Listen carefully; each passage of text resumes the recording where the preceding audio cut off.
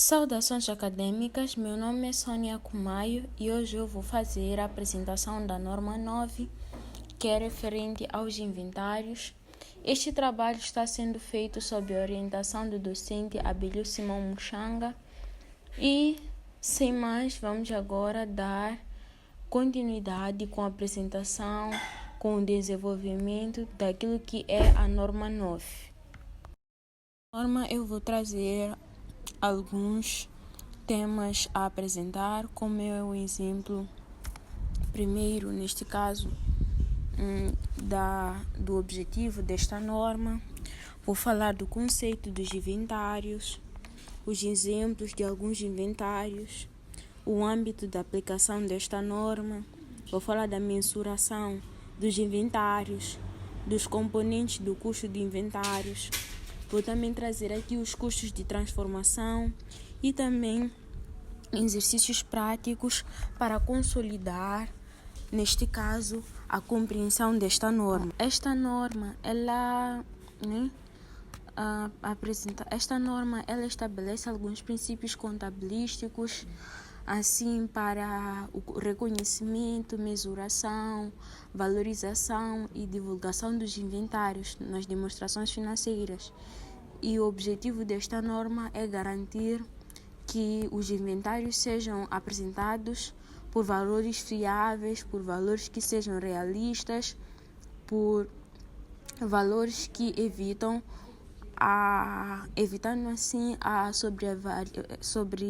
reavaliação dos mesmos. Então, o objetivo desta norma. Esta norma ela tem como objetivo, determinar o tratamento contabilístico dos inventários, orientar determinação do custo, estabelecer o reconhecimento dos inventários como gasto. De forma geral, nós podemos dizer que o principal objetivo da norma 19 é definir como os inventários devem ser contabilizados. A norma ela explica como calcular os custos dos inventários, quando devem ser reconhecidos como ativos e quando é que eles passam a ser reconhecidos como gasto.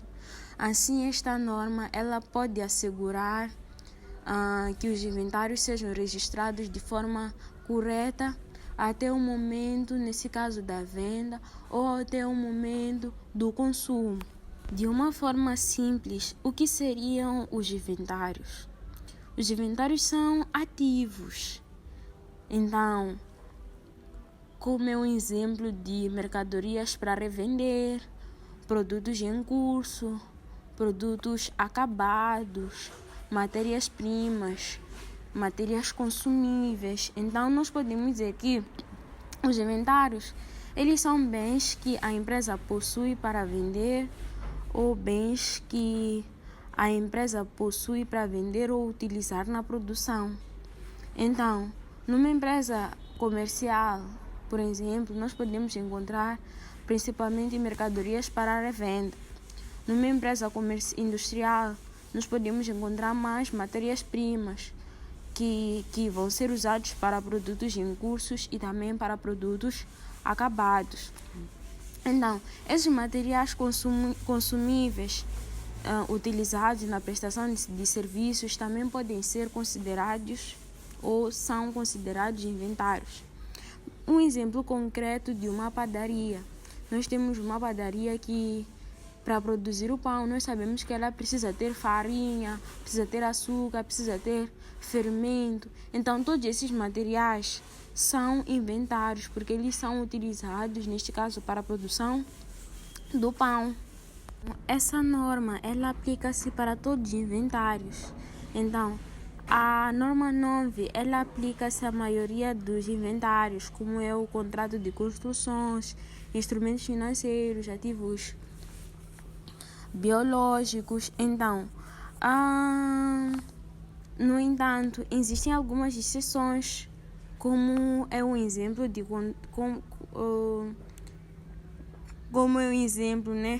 dos contratos de construção. Esses contratos são tratados pela norma 10 ou ressalvo. A norma 11, ela aplica-se para todos os inventários com exceção de contratos de construção, porque esses contratos de construção são tratados pela norma 10. Também temos os instrumentos financeiros, que são tratados pela norma 25, os ativos biológicos, que são tratados pela norma 11. Então, isso acontece porque essas atividades possuem características específicas que exigem normas específicas, por isso que não são aplicadas na norma 9 dos inventários. Temos aqui também os componentes, nesse caso, de mesuração dos inventários. Então, para nós termos, nós vamos ver que este princípio, é o princípio mais importante da norma 9, porque os inventários eles devem ser registrados pelo menor valor entre o custo de valor e o valor realizável. Neste caso, o valor realizável líquido é aquele que corresponde ao valor que a empresa pretende ou espera obter com a venda do inventário. Então, após deduzir os custos necessários para concluir e vender o produto, temos um exemplo prático. Se nós temos um produto que nos custou, por exemplo, 1000 meticais, então esse produto ele só pode ser vendido por 800 meticais, porque a empresa deve registrar ela deve registrar esse mesmo por 800 meticais, porque nos inventários nós consideramos o custo do valor realizável dos dois o mais baixo. Nós nunca podemos considerar o mais alto. Temos também os componentes dos custos dos inventários. Então, temos aqui o custo de compra. Então, o custo de compra é o preço de compra. E nós, quando vamos comprar alguma coisa, nós vamos ver que o custo de compra é o custo, que inclui todos os gastos necessários para adquirir os inventários. E nós não vamos considerar apenas o dinheiro que nós pagamos ao fornecedor. Nós também vamos incluir os direitos aduaneiros, ou seja, aqueles impostos que não são recuperáveis. Vamos incluir o transporte e outros custos que estão diretamente ligados com a aquisição. Temos um exemplo prático. Imagine só se uma empresa comprar mercadorias por 50.000 meticais e aí paga 5.000 meticais de transporte. Significa que o custo do inventário é 55.000 meticais, não 50.000 meticais. O registro contabilístico que nós vamos fazer é de 55.000 meticais. Temos também os custos de transformação. Os custos de transformação são a mão de obra direta, são os gastos industriais, nesse caso fixos, são os gastos industriais variáveis. Então, os custos de transformação, eles surgem quando a empresa fabrica produtos. Pode incluir o salário dos trabalhadores que participaram diretamente da produção, os gastos da fábrica, como a energia, a manutenção e a depreciação das máquinas. Então, um exemplo prático, nós temos uma fábrica de imóveis, de cadeira, os salários dos carpinteiros, a energia utilizada na produção, esses sim fazem parte dos custos de transformação. Temos também os outros custos, Então, os outros custos, eles estão relacionados, neste caso, quando forem necessários para colocar, nesse caso, são aqueles custos que são, por exemplo, os custos que podem ser incluídos quando for necessário para colocar os inventários na fase final, como é o exemplo de custos de concessão para clientes específicos, custos de armazenamento necessários no processo produtivo. Então, com isso, temos os custos excluídos dos inventários, aqueles custos que não devem ser não devem ser inclusos nos inventários. Temos um exemplo de desperdícios anormais, armazenagem normal, gastos administrativos, custos de venda. Então, nós temos que compreender aqui que nem todos os gastos devem ser incluídos, nesse caso, no valor dos inventários, como a norma determina. Os desperdícios anormais, custos de armazenagem, dentre outros, não são reconhecidos, nesse caso, porque nesse caso, esses custos de venda não são reconhecidos como gastos do período. Então, um exemplo claro, imagine uma máquina que pode avariar e provocar desperdício excessivo de matérias-primas. Então, esse desperdício não aumenta o valor do inventário, pelo contrário.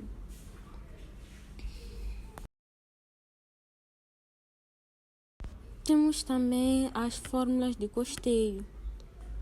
Então,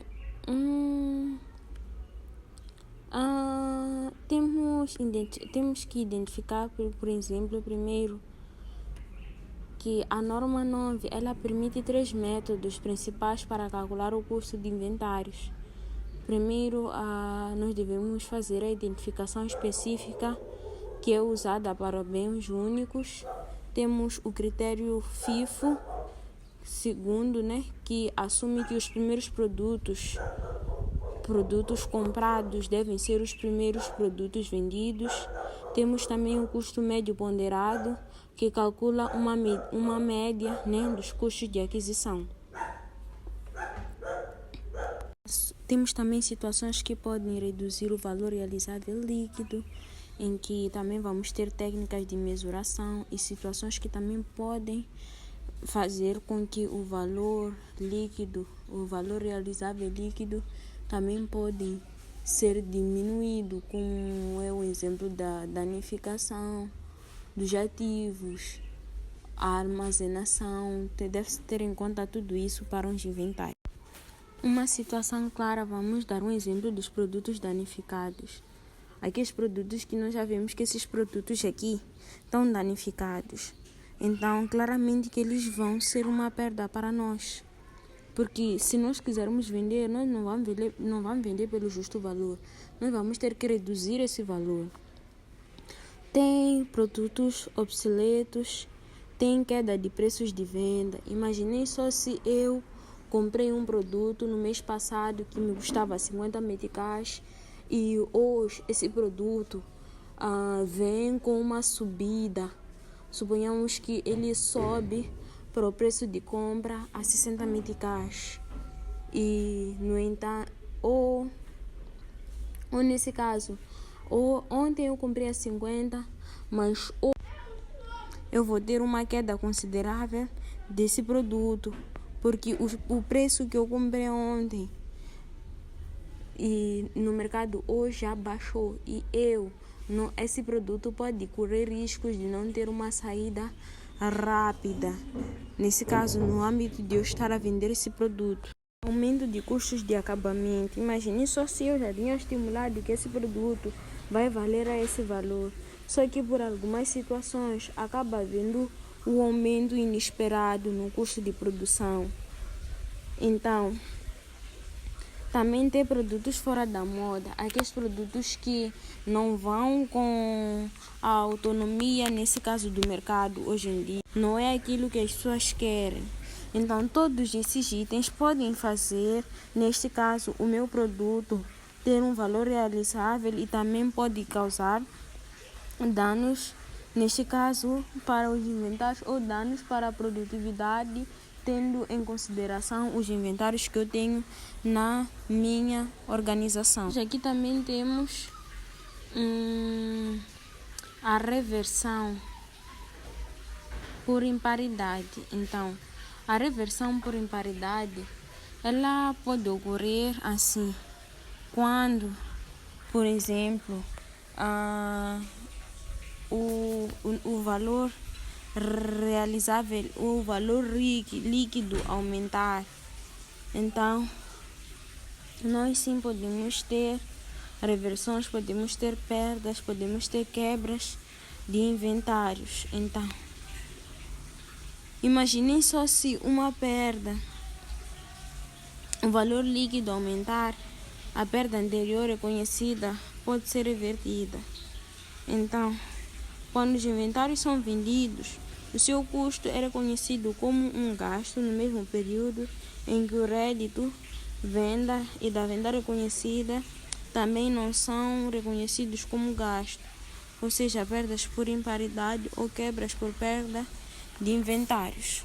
Então, as divulgações das demonstrações financeiras, elas devem divulgar, ou seja, a norma exige que a empresa divulgue nas demonstrações financeiras as políticas contabilísticas utilizadas, os métodos de custeio adotados, o valor dos inventários e qualquer perda ou reversões, neste caso, de imparidade. Como eu dizia, de imparidade. Temos aqui também um exercício prático em que nos diz que o nível da produção normal é de 20.000 unidades e devido ao aumento da produtividade dos trabalhadores, a produção real foi de 25.000 unidades. O custo fixo mensal é de 200.000 meticais e o custo variável é de 15 meticais por unidade. Qual é o custo a incluir nos inventários? Então, aqui nós temos que o nosso custo fixo total, já dissemos que é de 200.000 meticais. E o custo variável, nesse caso, é de 15 meticais a cada 25.000 unidades. Então, isso que vai nos dar um valor de 375.000 meticais. Então, o custo a incluir nos inventários, nesse caso, 200.000 mais 375.000, será de 375.000 meticais. Então, aqui nós vamos ver que o ganho de produtividade será reconhecido pela venda dos produtos. Vamos agora para o outro exercício prático.